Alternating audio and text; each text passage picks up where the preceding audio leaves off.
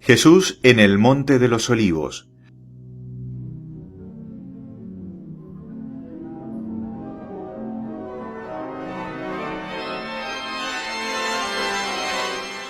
Cuando Jesús, después de instituir el Santísimo Sacramento de la Eucaristía, salió del cenáculo acompañado de los 11 apóstoles, su alma estaba profundamente turbada y su tristeza iba en aumento.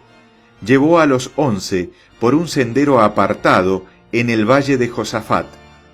Cuando abandonaron la casa, yo vi la luna, aún no del todo llena, levantarse sobre la montaña. Caminando con ellos por el valle, nuestro Señor les dijo que Él volvería de nuevo a juzgar al mundo, y que en ese momento los hombres se echarían a temblar y gritarían: «Montañas, cúbrannos». Sus discípulos no comprendieron sus palabras y creyeron que la debilidad y la fatiga lo hacían delirar. También les dijo: «Esta noche seréis escandalizados por mi causa, pues está escrito: heriré al pastor y sus ovejas serán dispersadas. Pero cuando resucite os precederé a Galilea». Los apóstoles conservaban aún algo del entusiasmo y la devoción que les había transmitido la Santa Eucaristía y las palabras solemnes y afectuosas de Jesús. Se acercaban a Él y le expresaban su amor de diversos modos, diciendo que jamás lo abandonarían. Pero Jesús continuó hablándoles del mismo modo. Pedro dijo: «Aunque todos se escandalizaran por tu causa, yo jamás me escandalizaré». El Señor le recordó su profecía de que antes de que el gallo cantara, lo negaría 3 veces, pero Pedro siguió insistiendo: «Aunque tuviera que morir contigo, nunca te negaría». Los demás decían lo mismo. Iban caminando y parándose alternativamente mientras hablaban. Pero la tristeza de Jesús seguía incrementándose. Los apóstoles intentaban consolarlo con argumentos humanos, asegurándole que lo que preveía no sucedería. Se fueron cansando de estos vanos esfuerzos, vinieron las dudas y los asedió la tentación.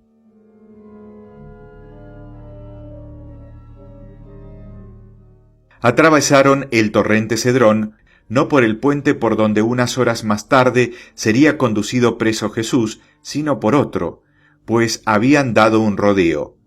Getsemaní, a donde se dirigían, estaba a media legua del cenáculo. Desde este hasta la gran puerta del valle de Josafat había 1/4 de legua, y otro tanto desde allí hasta Getsemaní. El lugar llamado Getsemaní, donde Jesús había pasado algunas de las últimas noches con los discípulos, era un gran huerto, rodeado por un seto, aunque únicamente crecían en él algunos árboles frutales y flores. Fuera de él había unas pocas edificaciones abandonadas. Los apóstoles y algunas otras personas tenían una llave de este huerto, y era utilizado por ellos a veces como lugar de recreo y otras de oración. Se habían hecho en él unas chozas con ramas, 8 de los apóstoles, a los cuales se unieron más tarde otros discípulos que estuvieron habitando en ellas. El huerto de los olivos estaba separado del de Getsemaní por un camino, tenía libre acceso y estaba cercado solo por una tapia baja, era más pequeño que el huerto de Getsemaní. El huerto de los olivos disponía de grutas, terrazas y muchos olivos, y no ofrecía lugares muy a propósito para orar y meditar. Jesús se encaminó a la parte más salvaje de ese huerto. Eran poco más de las 9 cuando Jesús llegó a Getsemaní con sus discípulos. La luna había salido y ya iluminaba el cielo, aunque la tierra estaba todavía oscura. Jesús estaba cada vez más triste y advertía a los apóstoles de la proximidad del peligro. Estos se sentían sobrecogidos y Jesús dijo a 8 de los que le acompañaban que se quedasen en Getsemaní, mientras él iba a rezar. Llevó consigo a Pedro, Juan y Santiago, y con ellos entró en el huerto de los olivos. No hay palabras para describir la pena que oprimía su alma, pues el tiempo de la prueba se acercaba. Juan le preguntó cómo él, que se había mostrado siempre tan sereno, podía estar tan abatido. «Mi alma tiene tristeza de muerte», respondió Jesús, y por todos lados veía acercarse la angustia y la tentación como nubes cargadas de terribles prefiguraciones. Entonces les dijo a los 3 apóstoles: «Quédense aquí y velen conmigo. Recemos, para no caer en la tentación». Jesús bajó unos pocos escalones hacia la izquierda y se ocultó bajo un peñasco, en una gruta de 6 pies de profundidad, encima de la cual los apóstoles se acomodaban en una especie de hoyo. El terreno se inclinaba ligeramente y las plantas que habían crecido sobre el peñasco de la gruta formaban una especie de cortina a la entrada, de modo que no podía ser visto. Cuando Jesús dejó a sus discípulos, yo vi a su alrededor un círculo de figuras horrendas que se le acercaban cada vez más. Sintiendo tristeza y la angustia de su alma en aumento, temblando, penetró en la gruta para orar, como un hombre que busca abrigo de la tempestad. Pero las horribles visiones lo seguían y eran cada vez más vívidas. Aquella estrecha caverna podía contener el espantoso espectáculo de todos los pecados cometidos desde la caída de Adán hasta el fin del mundo y el castigo a todos ellos destinado.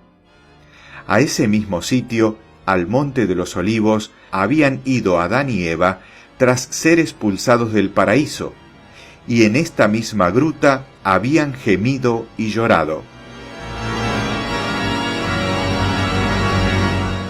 Sentí como si Jesús, al entregarse a la divina justicia en pago de nuestros pecados, de algún modo retornara al seno de la Santísima Trinidad.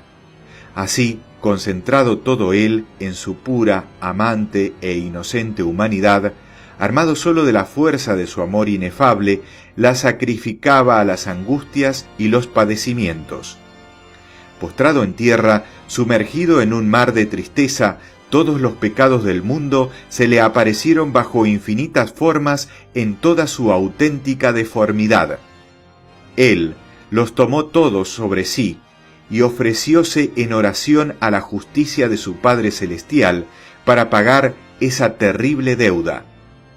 Pero Satanás, entronizado en medio de todos esos horrores, con diabólica alegría, dirigía su furia contra Jesús, y, mostrando ante sus ojos visiones cada vez más espantosas, gritaba a su adorable humanidad: ¿También vas a tomar esto sobre ti?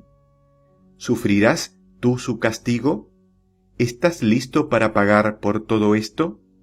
Y entonces se abrió el cielo, y de él surgió un rayo semejante a una vía luminosa. Era una procesión de ángeles que bajaban hasta Jesús, y vi cómo lo consolaban y fortalecían. El resto de la gruta permanecía lleno de las horrendas visiones de nuestros crímenes. Jesús los tomó todos ellos sobre sí, pero su adorable corazón, rebosante del más perfecto amor de Dios y de los hombres, se ahogaba bajo el peso de tanta abominación. Cuando esa multitud de iniquidad pasó sobre su alma como un océano, Satanás puso ante él, como en el desierto, innumerables tentaciones. Se atrevió incluso a presentar contra el Salvador una serie de acusaciones diciendo: ¿Cómo, tú que no eres tan puro, quieres tomar todo esto sobre ti? Entonces, con infernal impudencia, lo culpaba de imaginarios crímenes, le reprochaba las faltas de sus discípulos, los escándalos que ellos habían provocado, la perturbación que habían causado en el mundo, renunciando a los usos antiguos. Ningún fariseo, ni siquiera el más hábil y severo, podría haber superado a Satanás. Atribuyó a Jesús haber sido la causa de la degollación de los inocentes, así como de los padecimientos de sus padres en Egipto, no haber salvado a Juan el Bautista de la muerte, el haber desunido familias y protegido a hombres infames, haberse negado a curar a muchos enfermos, haber perjudicado a los habitantes de Gergesa, permitiendo a los poseídos por el diablo entrar en sus tinas, y a los demonios precipitar sus cerdos en el mar, haber abandonado a su familia, dilapidado los bienes de su prójimo. En una palabra, Satanás presentó ante Jesús, para turbarlo, todo lo que en el momento de la muerte hubiera reprochado a un hombre cualquiera que hubiese llevado a cabo todas esas acciones sin un motivo superior, pues no mencionaba que Jesús fuese el Hijo de Dios, y lo tentaba solo como si fuera el más justo de los hombres. Nuestro divino Salvador permitió hasta tal punto que su humanidad predominara sobre su divinidad, que sufrió todas las tentaciones que asaltan al hombre justo en el momento de la muerte, concernientes al mérito de sus buenas obras. Para apurar el cáliz de su agonía, permitió que aquel mal espíritu tentara su sagrada humanidad, como podría haber tentado a un hombre que quisiera atribuir a sus buenas obras un valor por sí mismas, por encima del que pueden tener por los méritos de Jesús. No hubo ninguna de sus acciones que no estuviera enmarcada en una acusación, y entre otras cosas le reprochó a Jesús haberse gastado el valor de la propiedad de María Magdalena en Magdalum que él había recibido de Lázaro. Entre los pecados del mundo que pesaban sobre el Salvador, vi también los míos. Del círculo de tentaciones que rodeaban a nuestro Señor, vi venir hacia mí todas mis culpas. Durante todo este tiempo no aparté los ojos de mi esposo celestial. Con él gemía y lloraba, y con él me volvía hacia el consuelo de los ángeles. ¡Ay! Nuestro amado Señor se retorcía como un gusano bajo el peso de su angustia y sus sufrimientos. Mientras Satanás le hacía estas acusaciones, apenas podía yo refrenar mi cólera, pero cuando habló de la venta de la propiedad de Magdalena, no pude contenerme y le dije: ¿Cómo te atreves a reprochar como un crimen la venta de esa propiedad? Yo misma he visto al Señor gastar esa cantidad que le dio Lázaro en obras de misericordia y rescatar a 28 pobres de prisión por deudas en Tirsa. Al principio, Jesús estaba arrodillado y oraba con serenidad, pero después su alma se horrorizó ante los innumerables crímenes de los hombres y su ingratitud para con Dios. Sintió un dolor tan vehemente que temblando exclamó: «Padre mío, si es posible, aleja de mí este cáliz. Padre mío omnipotente, aleja de mí este cáliz». Pero tras un momento añadió: «Hágase vuestra voluntad, no la mía». Su voluntad era una con la del Padre, pero abrumado por el peso de su naturaleza mortal, temía la muerte. Yo vi la caverna donde él estaba de rodillas, llena de formas espantosas. Vi todos los pecados, toda la maldad, todos los vicios, todos los tormentos, todas las ingratitudes que oprimían al Salvador, el espanto de la muerte, el terror que sentía como hombre ante los padecimientos de la expiación. Asediaban su divina persona bajo la forma de pavorosos espectros. Sus rodillas vacilaban, juntaba las manos, su cuerpo estaba inundado de sudor y el horror lo hacía estremecer. Por fin se levantó. Las rodillas le temblaban tanto que apenas podían sostenerlo. Estaba pálido, su fisonomía completamente trastornada, lívidos los labios y erizados los cabellos. Eran cerca de las 10 cuando se puso de pie, y tambaleándose, dando traspiés a cada paso, bañado en sudor frío, se dirigió hacia donde estaban los 3 apóstoles. Fue ascendiendo como pudo desde la gruta hasta ellos, rendidos de fatiga, de tristeza y de inquietud, se habían quedado dormidos. Jesús iba a buscarlos como un hombre angustiado cuyo terror lo lleva junto a sus amigos, pero también como el buen pastor que, consciente de la cercanía de un peligro, visita su rebaño amenazado, pues Jesús no ignoraba que también ellos sufrían la angustia y la tentación. Las visiones horribles lo acompañaron también en ese corto tramo. Al llegar, hallándolos dormidos, juntó las manos, cayó de rodillas junto a ellos y lleno de tristeza e inquietud dijo: «Simón, ¿duermes?». Despertándose al punto se levantaron, y Jesús les dijo en su desolación: «¿Ni siquiera una hora podían velar conmigo?». Cuando lo vieron de aquel modo, descompuesto, pálido, tembloroso y empapado en sudor, y oyeron su voz alterada y casi inaudible, no supieron qué pensar. Y si no hubiese llegado a ellos rodeado por un halo de luz radiante, no lo hubiesen reconocido. Juan le dijo: «Maestro, ¿qué pasa? ¿Debo llamar a los otros discípulos? ¿Debemos huir?».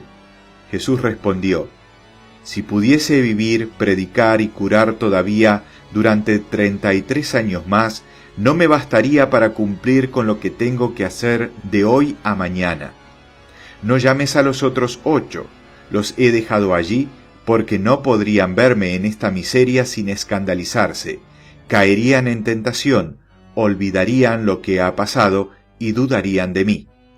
Vosotros habéis visto al Hijo del Hombre transfigurado, así que también podréis verlo en la oscuridad y el naufragio de su espíritu. Pero velad y orad para no caer en la tentación, porque el espíritu está presto, pero la carne es débil». Con estas palabras se refería tanto a él como a ellos. Quería así exhortarlos a la perseverancia y advertirles del combate que su naturaleza humana iba a librar contra la muerte, y también de la causa de su debilidad. En su tristeza les habló de muchas cosas, y pasó casi un cuarto de hora con ellos. Después se volvió Jesús a la gruta, con su angustia siempre en aumento, mientras sus discípulos tendían las manos hacia él, lloraban, se abrazaban unos a otros y se preguntaban: «¿Qué tiene? ¿Qué le ha sucedido?». Parece hallarse en la más completa desolación. Se cubrieron la cabeza y empezaron a orar, llenos de ansiedad y de tristeza. Desde que Jesús entró en el huerto de los Olivos, había transcurrido cerca de 1 hora y media. En efecto, como dicen las Escrituras: «¿Ni siquiera habéis podido velar conmigo 1 hora?». Aunque estas palabras no deberían tomarse literalmente, ni aplicar nuestra manera de contar el tiempo. Los 3 apóstoles que estaban con Jesús habían orado primero y luego se habían quedado dormidos, tras caer en la tentación de la falta de confianza en Dios. Los otros 8, que habían permanecido fuera del huerto, no dormían. La tristeza y el sufrimiento que encerraban las últimas palabras de Jesús habían llenado sus corazones de funestos presagios y erraban por el monte de los Olivos buscando algún lugar donde esconderse en caso de peligro. En la ciudad de Jerusalén se veía poca actividad. Los judíos estaban en sus casas, ocupados en los preparativos de la fiesta, pero pude ver aquí y allí a amigos y discípulos de Jesús que caminaban juntos, ansiosos, conversando en susurros, inquietos, como si estuviesen esperando algún gran acontecimiento. La madre del Señor, Magdalena, Marta, María hija de Cleofás y María Salomé habían ido desde el cenáculo hasta la casa de María, la madre de Marcos. María, que había oído lo que decían sobre Jesús, quiso ir a la ciudad con sus amigas para saber noticias suyas. Lázaro, Nicodemo, José de Arimatea y algunos parientes de Hebrón fueron a verla para intentar tranquilizarla. Pues habiendo tenido conocimiento de las terribles predicciones de Jesús en el cenáculo, habían ido a informarse a casa de los fariseos y conocidos suyos, y no habían oído que se preparase nada contra nuestro Señor. Desconocedores de la traición de Judas, le dijeron a María que el peligro no era muy grande, que no atacarían a Jesús tan cerca de la fiesta. Las santas mujeres se volvieron a casa de María, madre de Marcos.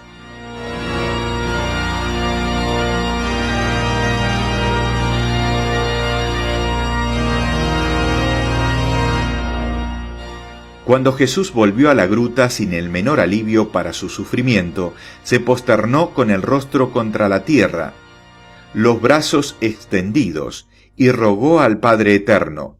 Su alma sostuvo una nueva lucha que duró 3/4 de hora.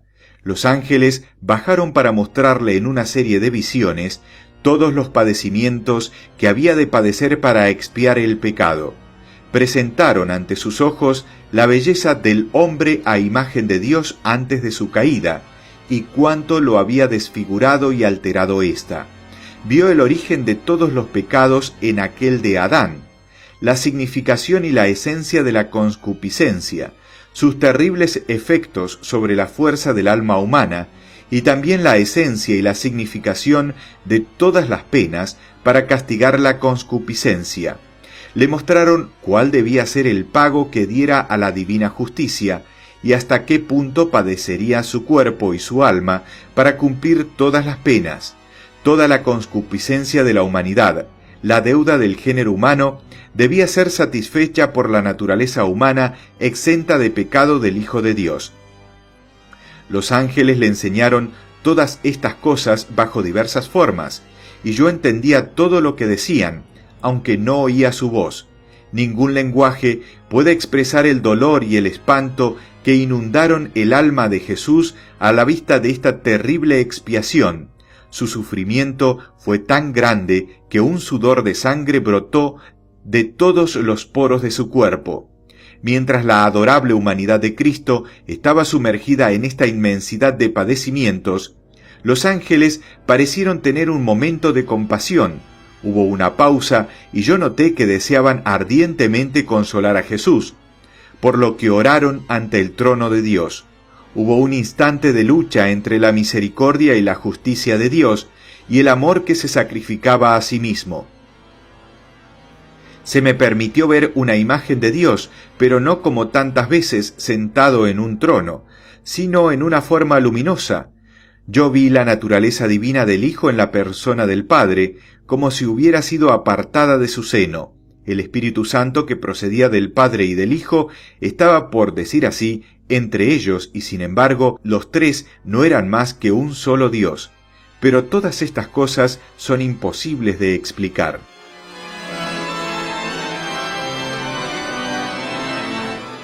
Fue más bien una percepción interna que una visión con formas distintas. Me pareció que la divina voluntad de nuestro Señor se retiraba del Padre para que fuera su sola humanidad la que cargara con todos sus padecimientos, como si la voluntad humana de Jesús le pidiera a su Padre que se alejara de él.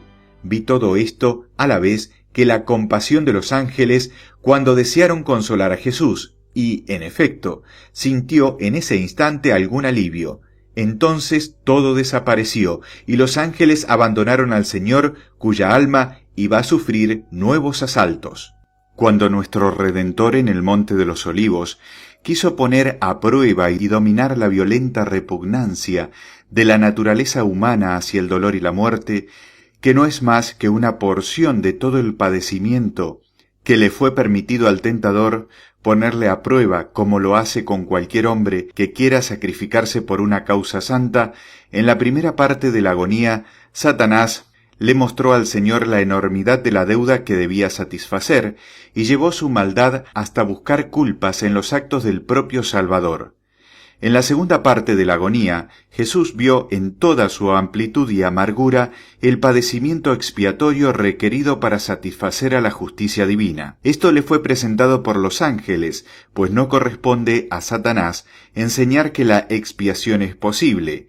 El padre de la mentira y de la desesperación no puede presentar los frutos de la misericordia divina. Habiendo salido victorioso Jesús de todos los asaltos por su entera y absoluta sumisión a la voluntad del Padre, una nueva sucesión de horribles visiones le fue presentada. La duda y la inquietud que el hombre a punto de hacer un gran sacrificio siempre experimenta asaltaron el alma del Señor, que se hizo a sí mismo esta terrible pregunta: ¿qué resultará de este sacrificio? Y el más espantoso panorama desplegado ante sus ojos vino a llenar de angustia su amante corazón. Cuando Dios creó al hombre, le mandó un sueño, abrió su costado, y de una de sus costillas creó a Eva, su mujer, la madre de todos los vivos. Una vez creada, la condujo ante Adán y exclamó: «Esta es carne de mi carne y el hueso de mis huesos».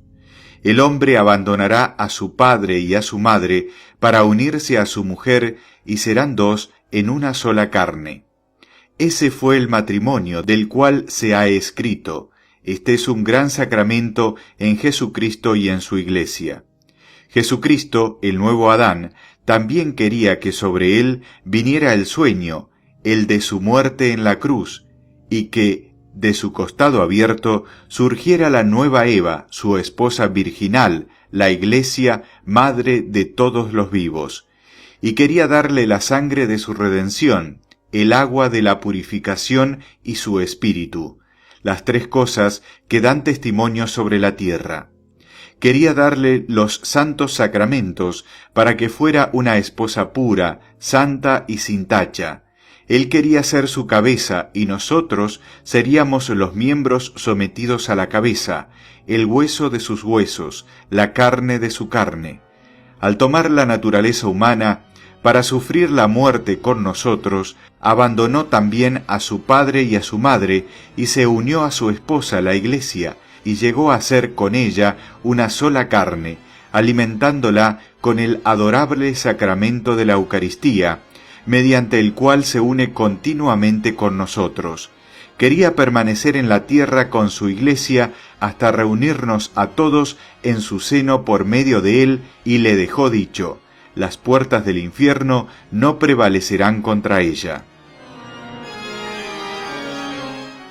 A fin de satisfacer su inexpresable amor hacia los pecadores, nuestro Señor se hizo hombre y hermano de esos mismos pecadores para tomar sobre sí el castigo de todos sus crímenes. Él había contemplado con terrible sufrimiento la inmensidad de la deuda humana y los padecimientos que debía satisfacer por ella. Se había entregado gustoso como víctima expiatoria a la voluntad del Padre. Sin embargo, ahora veía los futuros combates, las heridas y los dolores de su esposa celestial. Veía, en fin, la ingratitud de los hombres. El alma de Jesús contempló todos los padecimientos futuros de sus apóstoles, de sus discípulos y de sus amigos. Vio la iglesia primitiva tan pequeña y luego, a medida que el número de sus seguidores se iba incrementando, vio llegar las herejías y los cismas, la nueva caída del hombre por el orgullo y la desobediencia. Vio la ambición, la corrupción y la maldad de un número infinito de cristianos, la mentira y los engaños de todos los orgullosos doctores, los sacrilegios de tantos sacerdotes viciosos y las fatales consecuencias de todos estos pecados, la abominación y la desolación en el reino de Dios, en el santuario de la ingrata humanidad que Él quería redimir con su sangre con el coste de indecibles sufrimientos.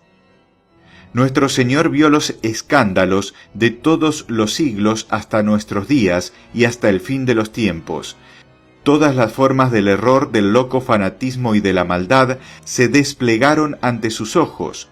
Vio todos los apóstatas, todos los herejes, los pretendidos reformadores con apariencia de santidad, los corruptores y los corrompidos de todas las épocas, ultrajándolo y atormentándolo como si a sus ojos no hubiera sido suficientemente crucificado o no hubiera sufrido tal como ellos entendían el sufrimiento o se lo imaginaban. Ante él, todos rajaban las vestiduras de su iglesia, muchos lo maltrataban, lo insultaban y renegaban de él. Muchos, al oír su nombre, alzaban los hombros y meneaban la cabeza en señal de desprecio, rechazaban la mano que él les tendía y se volvían a sumergir en el abismo. Vio a innumerables hombres que no se atrevían a renegar de él abiertamente, pero que se alejaban con disgusto ante las plagas de su iglesia. Como el levita ignoró al pobre asaltado por los ladrones. se alejaban de su esposa herida, como hijos cobardes y sin fe, abandonan a su madre en mitad de la noche a la vista de los ladrones a quienes su propia negligencia o su maldad ha abierto la puerta. Vio todos esos hombres, tantas veces alejados de la verdadera viña y tendidos entre los racimos silvestres, y otras tantas como un rebaño extraviado abandonado a los lobos, conducido por mercenarios a los malos pastos, y negándose en cambio a entrar en el rebaño del buen pastor que da su vida por sus ovejas. Todos ellos erraban sin patria en el desierto, entre tormentas de arena.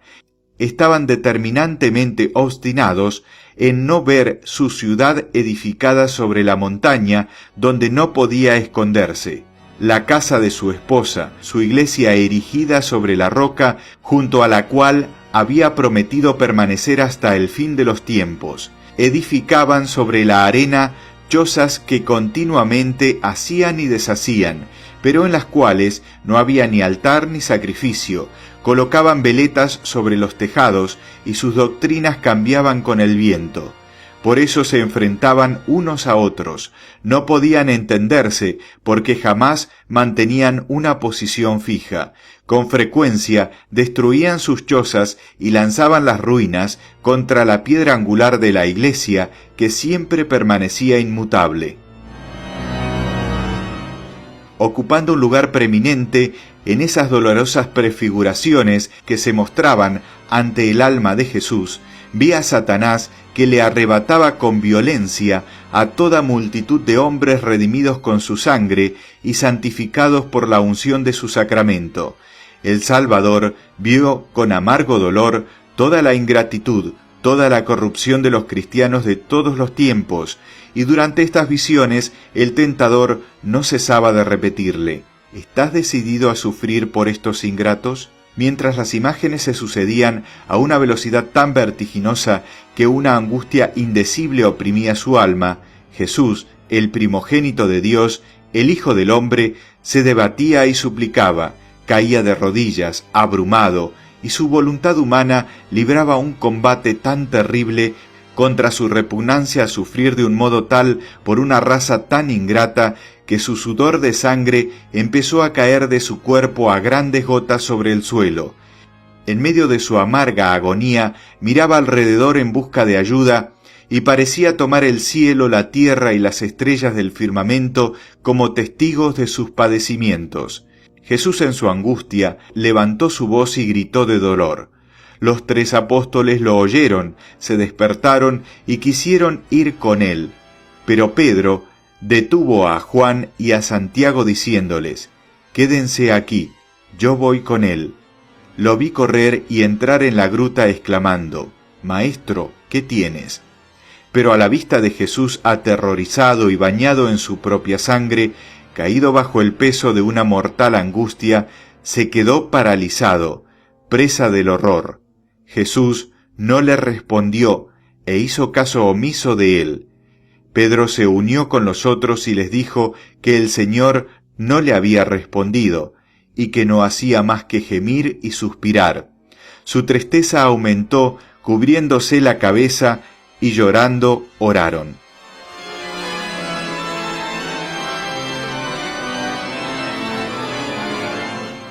Yo volví junto a mi esposo celestial en su dolorosa agonía. Las imágenes de la futura ingratitud de los hombres, cuya deuda ante la justicia divina tomaba sobre sí, eran cada vez más vívidas y terribles. Muchas veces le oí gritar: «Padre mío, ¿tengo que sufrir por esta raza tan ingrata? Oh Padre mío, si este cáliz no puede alejarse de mí, hágase vuestra voluntad y no la mía». En medio de estas apariciones, yo veía a Satanás moverse y adoptar varias formas a cual más horrible, que a su vez representaban diversas clases de pecados. A veces aparecía bajo el aspecto de una gigantesca figura negra, otras era un tigre, un zorro, un lobo, un dragón o una serpiente. Estas y muchas otras figuras diabólicas empujaban, arrastraban ante los ojos de Jesús a toda esa multitud de hombres por cuya redención él iba a emprender el doloroso camino de la cruz. En un momento dado me pareció ver una serpiente que, en efecto, pronto apareció con una corona en la cabeza. El odioso reptil era gigantesco y conducía las innumerables legiones de los enemigos de Jesús en cada época y nación. Armados con todo tipo de destructivas armas, lo llenaban de improperios y maldiciones, le herían, le pegaban, atacaban al Salvador cada vez con renovada rabia. Entonces supe que estos enemigos del Señor eran los que insultaban y ultrajaban a Jesús realmente presente en el Santísimo Sacramento. Reconocí entre ellos todas las especies de profanaciones de la Sagrada Eucaristía. Vi con horror todas las irreverencias, las negligencias, la omisión, la indiferencia y la incredulidad, los abusos y los más espantosos sacrilegios. La adoración de ídolos, la oscuridad espiritual y el falso conocimiento o el fanatismo, el odio y la abierta persecución. Entre estos hombres había ciegos, paralíticos, sordos, mudos e incluso niños, ciegos que nunca verían la verdad, paralíticos que no avanzarían en el camino de la vida eterna, sordos que se negaban a oír las advertencias, mudos que nunca utilizarían la voz para defenderlo, y finalmente niños guiados por sus padres y maestros hacia el amor de las cosas materiales y el olvido de Dios. Estos últimos me apenaban especialmente porque Jesús amaba a los niños. Podría hablar un año entero y no acabaría de dar cuenta de las afrentas sufridas por Jesús en el Santísimo Sacramento de la Eucaristía, a cuyo conocimiento llegué de esta manera. De resultas de eso, eran de tal magnitud mi horror y mi espanto, que se me apareció mi celestial esposo, y poniéndome misericordiosamente una mano sobre el corazón, me dijo: Nadie hasta ahora había visto estas cosas, y si yo no te sostuviera, tu corazón se partiría de dolor. Vi las gotas de sangre cayendo sobre la cara pálida de nuestro Señor. Tenía los cabellos pegados al cráneo y la barba ensangrentada y en desorden, como si se la hubieran querido arrancar. Tras la visión que acabo de describir, Jesús corrió fuera de la caverna y volvió con sus discípulos, pero trastabillaba al caminar, y su aspecto era el de un hombre cubierto de heridas y cargado con un gran peso. Desfallecía a cada paso. Cuando llegó donde los apóstoles, éstos no estaban ya acostados, durmiendo como la primera vez, sino que tenían la cabeza cubierta y estaban arrodillados, en la posición que adopta la gente de ese país cuando está de luto o desea rezar. En esa postura dormitaban, vencidos por la tristeza y la fatiga. Jesús, temblando y gimiendo, se acercó a ellos y ellos se despertaron. Pero cuando lo vieron a la luz de la luna de pie delante de ellos, con la cara pálida y ensangrentada, el cabello en desorden y los ojos hundidos, en un primer momento no lo reconocieron, pues estaba indescriptiblemente cambiado. Jesús unió sus manos en actitud de ruego y entonces los apóstoles se levantaron rápido, lo sujetaron por los brazos y lo sostuvieron con amor.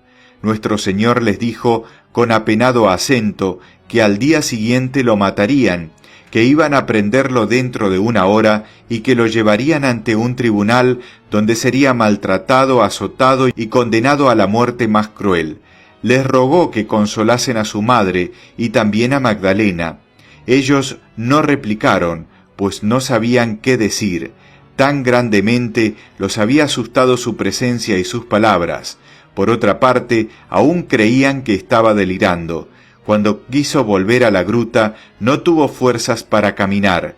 Juan y Santiago tuvieron que llevarlo. Eran alrededor de las 11:15 cuando lo dejaron allí y volvieron con Pedro.